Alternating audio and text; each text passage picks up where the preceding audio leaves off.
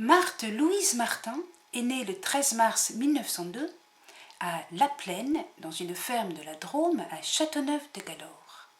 C'est ici qu'elle a vécu jusqu'à sa mort le 6 février 1981. Marthe reçoit une éducation chrétienne, mais sa famille n'est pas pratiquante. Adolescente, elle est atteinte par une encéphalite et ses jambes se paralysent l'année de ses 17 ans. Entrée dans le tiers-ordre de Saint-François le 2 février 1928, Marthe souffre et doit s'aliter. Les voies digestives se paralysent totalement. Dans la région, on est déconcerté, on ne vient plus la voir. Mais Marthe, dans le secret, découvre sa vocation.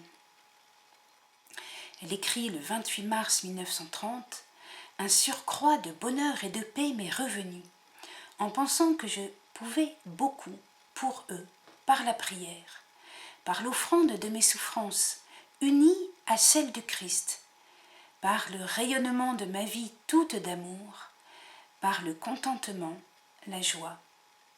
J'ai devant moi de quoi occuper utilement tout le temps qu'il plaira à Dieu de me retenir en cet état. » Ce n'est donc pas une vocation facile, mais c'est vivre un secret d'amour, dans une joie profonde.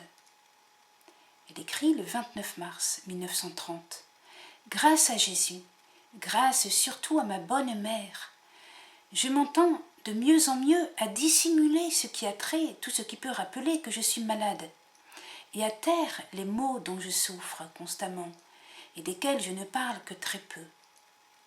Je veux que tout autour de moi et en moi rayonne l'harmonie, le saint contentement, la joie et l'immense bonté de cœur. »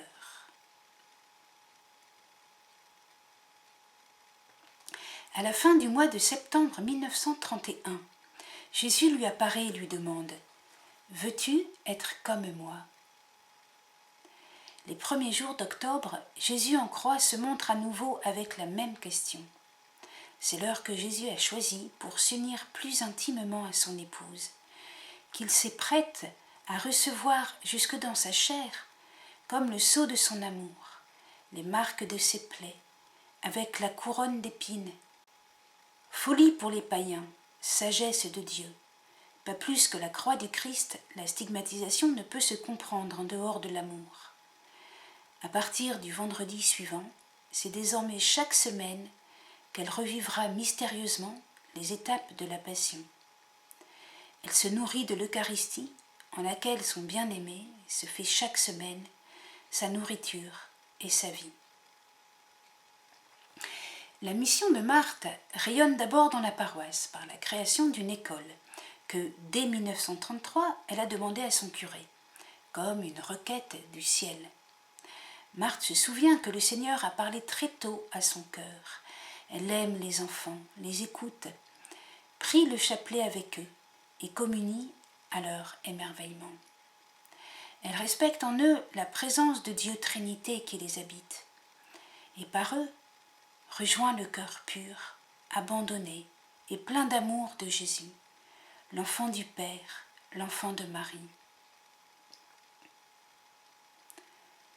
Son journal intime de Noël 1929 à Toussaint 1932 lui est demandé par le curé de la paroisse, l'abbé Faure.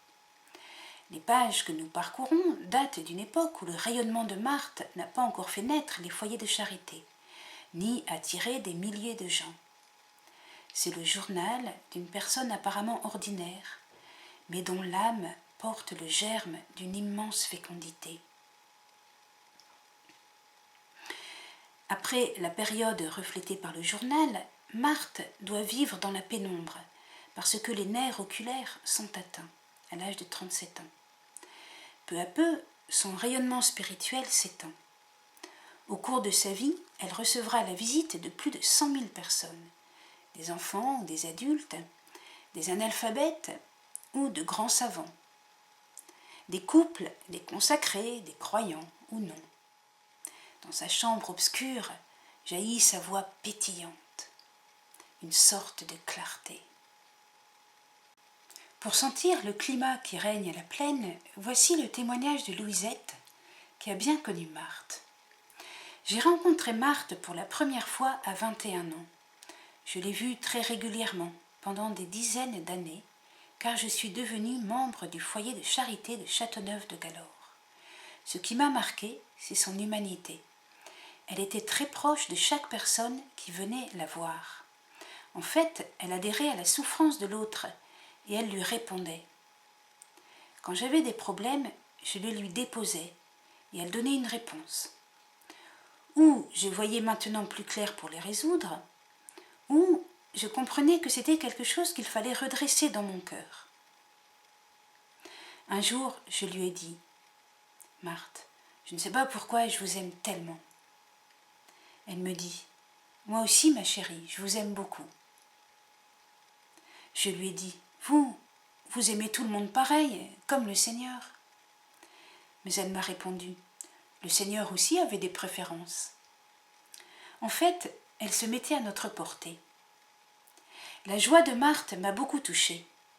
Elle aimait beaucoup rire, et lorsqu'elle nous sentait un peu tendus auprès d'elle, elle disait « Je vais vous raconter la dernière histoire, une histoire drôle, que m'ont raconté les élèves de Saint-Bonnet, c'est-à-dire de l'école fondée par le foyer de charité.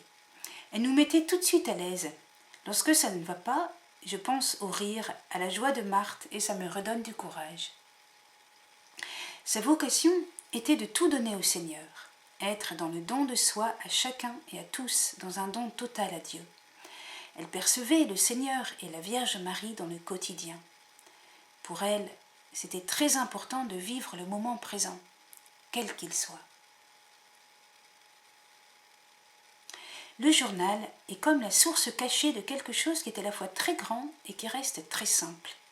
Bien sûr qu'il y a un grand mystère, mais c'est aussi un message qui peut être communiqué et partagé, et que chacun de nous, à sa petite mesure, peut comprendre et vivre. Parfois, Marthe parle à Dieu, dans un élan très intime. Parfois, elle témoigne de l'œuvre de Dieu en elle. Et dans d'autres passages, elle fait une réflexion de portée universelle. Tantôt, il est aisé de faire un parallèle avec la vie de Jésus. La vie de Marthe est si unie à Jésus. Tantôt, on sent que Marthe prolonge l'expérience d'autres mystiques et docteurs de l'Église, comme Thérèse de Lisieux, Thérèse d'Avila, Jean de la Croix, bien encore Faustine ou encore d'autres. Le journal est une merveille. Il est lumineux, c'est du feu. En même temps, on découvre sous la plume de Marthe une grande tendresse, beaucoup de douceur. Marthe tient sans cesse la main de la Vierge Marie, attirée par elle comme un beau lys immaculé. Ce livret vous invite à cheminer avec Marthe Robin au cœur de la tradition spirituelle de l'Église vers la vie éternelle. J'ai encore un secret à vous dire. Si le journal intime de Marthe commence à Noël 1929, le cheminement spirituel de Marthe, bien sûr, a commencé bien avant, durant son enfance et dès son baptême.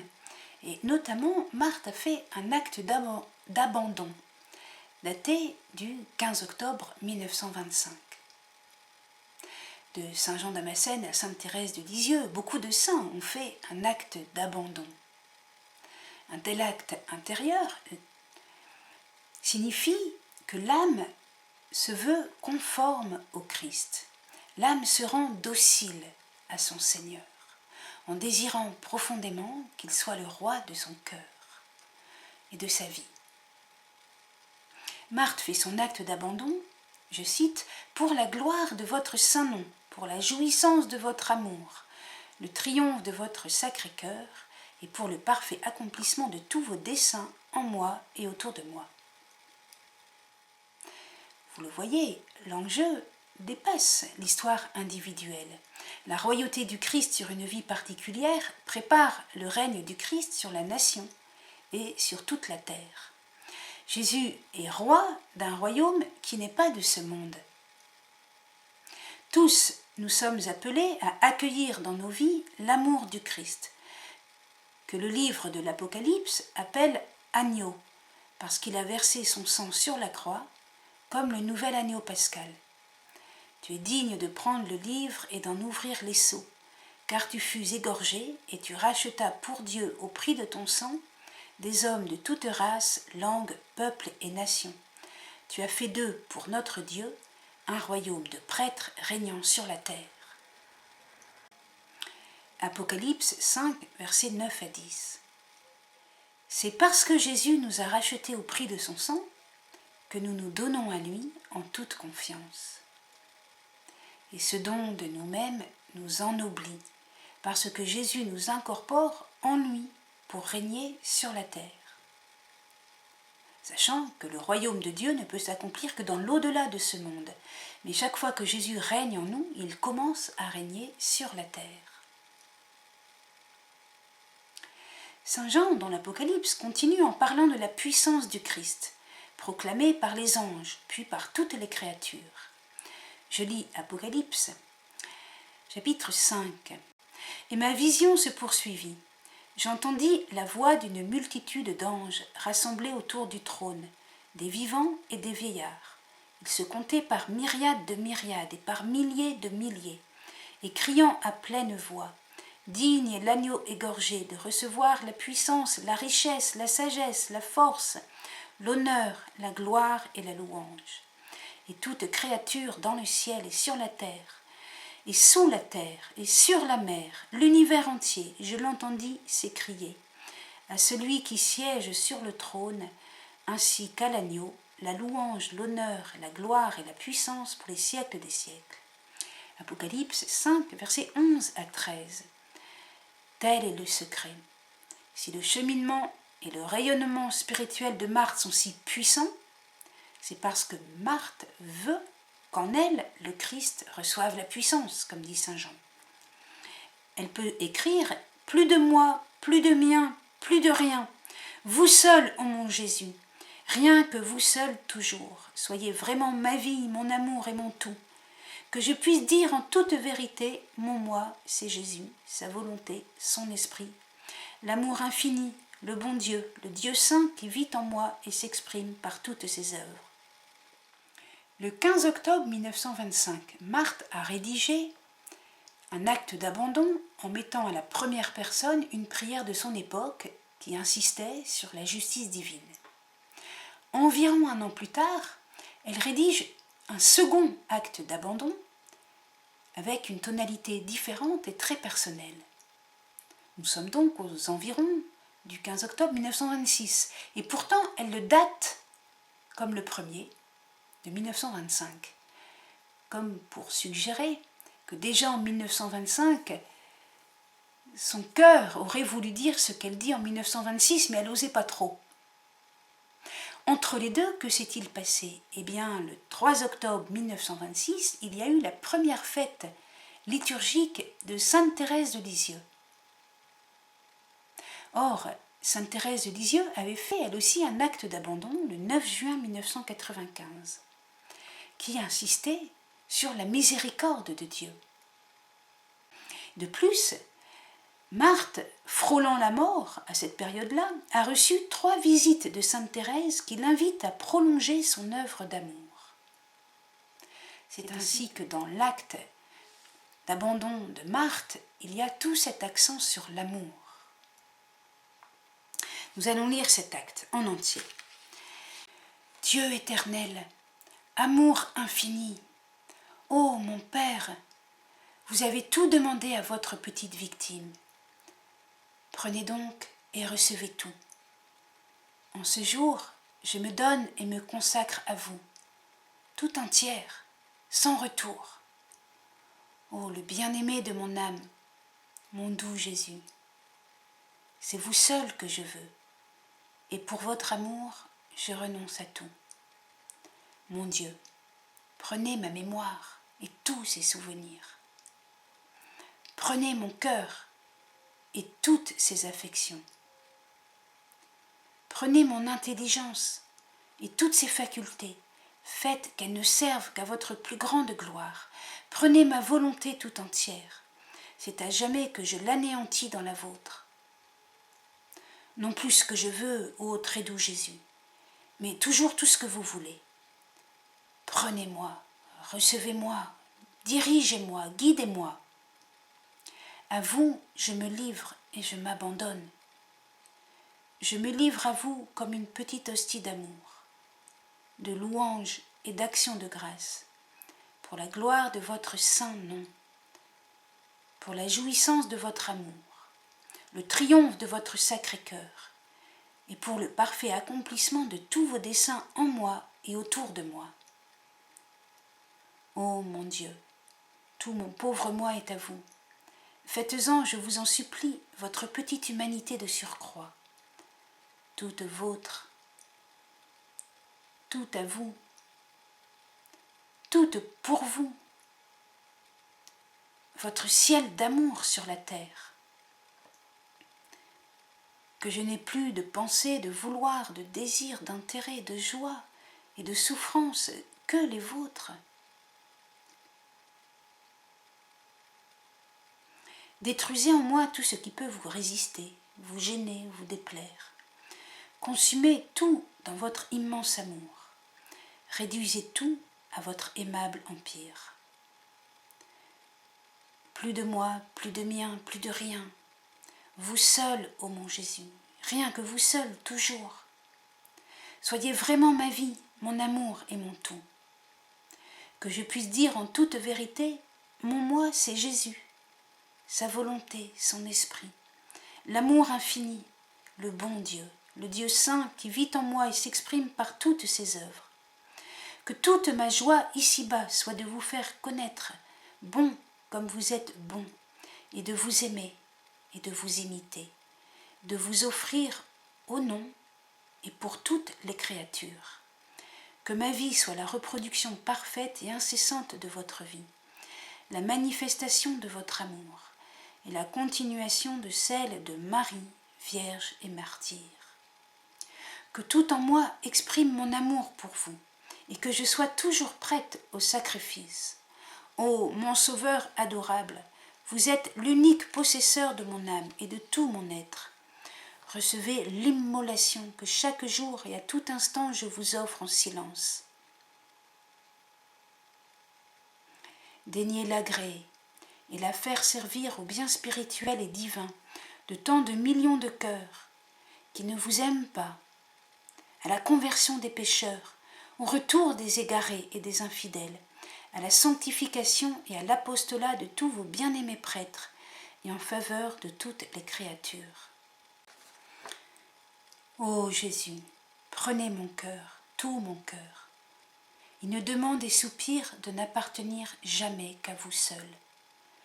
Gardez-le toujours près du vôtre. Gardez-le tout entier dans le vôtre. Gardez-le à jamais pour le vôtre, afin qu'il ne se livre et ne s'épanche dans aucune créature. Ô Jésus, que mon cœur soit vraiment l'autel de votre amour, et que ma langue publie à jamais vos miséricordes. Daignez, je vous en supplie, sanctifier toutes mes paroles, toutes mes actions, toutes mes intentions, tous mes désirs.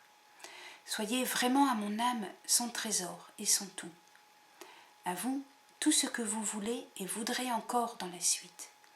Je m'abandonne humblement à vous par Marie, ma bien-aimée maman, en m'appuyant uniquement sur le secours de votre infinie miséricorde, et je vous promets la fidélité la plus sincère.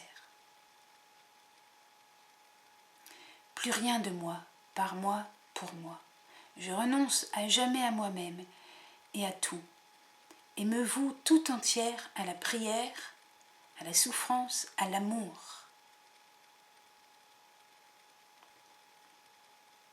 Ô divin Rédempteur, en victime d'amour pour l'Église et les âmes, à vous je me livre et je m'abandonne. Daignez, je vous prie, agréer favorablement mon offrande, et je serai heureuse et confiante. Hélas, c'est bien peu, je le sais, mais je n'ai pas plus. Je n'ai rien de plus, et je vous donne tout. J'aime mon indigence et ma faiblesse, parce qu'elles me valent toute votre miséricorde et vos plus tendres sollicitudes. Mon Dieu, vous connaissez ma fragilité et l'abîme sans fond de ma misère. Si je devais un jour être infidèle à votre souveraine volonté sur moi, et si je devais reculer devant la souffrance et la croix et déserter votre chemin si doux, en fuyant le tendre appui de vos bras. Oh, je vous en supplie et vous en conjure, faites-moi la grâce de mourir à l'instant.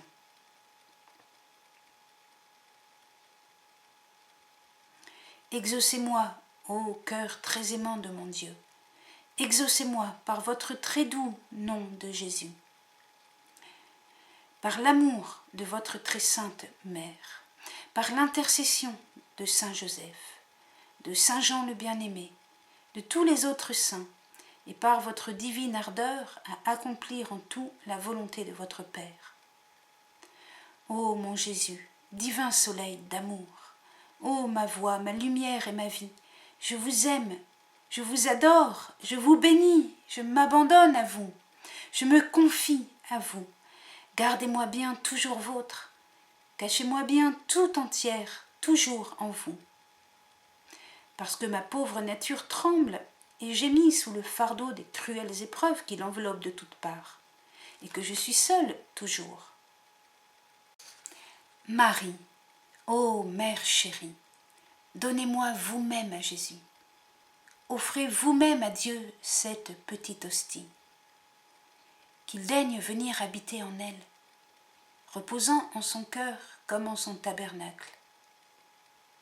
Pour demeurer, hélas, il n'aura que ma misère, mais il y trouvera du moins l'amour, la reconnaissance, la confiance, pour le dédommager, le consoler, réjouir, glorifier son sacré cœur et lui donner des âmes, en union avec vous, ô ma si chère maman. Cette extraordinaire prière va encore s'épanouir durant les années suivantes, que nous allons parcourir en lisant le journal. Tout d'abord, l'enthousiasme, l'humilité, la radicalité de Marthe, qui donne tout et reçoit tout, la sensibilité à la miséricorde de Dieu, l'abandon confiant de celle qui accepte de ne rien voir. Nous aurons à expliquer le paradoxe de l'être humain qui n'a pas son essence en soi-même puisqu'il est créé à l'image de Dieu. Le journal nous montre aussi le réalisme de cet acte d'abandon en tant qu'immolation de la victime en union avec Jésus, le divin Rédempteur. La crucifixion vécue comme douleur et douceur, attraction du divin Rédempteur. Marie accompagne Marthe comme une maman, et Marthe finit par lui ressembler, jusque dans son rôle de corédemptrice, comme on disait à cette époque. Marthe renouvelle fréquemment dans son journal tel ou tel aspect de l'acte d'abandon. C'est le signe que cet acte ouvre un cheminement. Nous aussi, nous allons cheminer avec Marthe à travers 15 étapes qui s'inspirent à la fois des saints du Carmel et de la vie de notre Seigneur Jésus-Christ. Merci, à bientôt.